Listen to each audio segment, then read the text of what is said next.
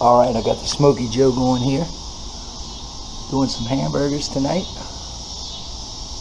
I actually wanted to do a review of the Smokey Joe because right about here I'm going to be adding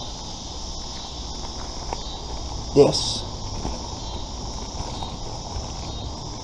thermometer temperature gauge, but it came too late, so I'll bring this inside and show you that, and I'll install it on here after I'm done grilling.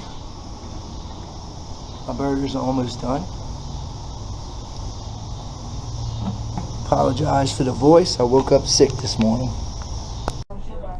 Just waiting for the crappy Harbor Freight grill to charge up. Then we shall install. Alright, so there's our mark. I'm going to start drilling there and install the thermostat. Alright, hole number 1 complete.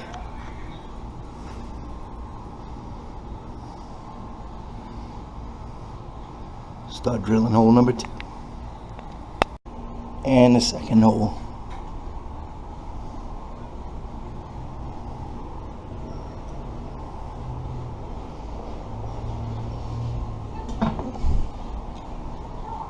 So this is the temperature gauge that I got. It's a Char Broil brand that I got off the internet for like $5 and some change.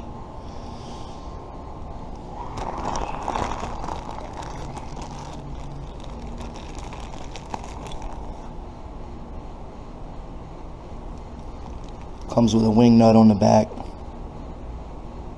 And we'll go ahead and install that. And there she is.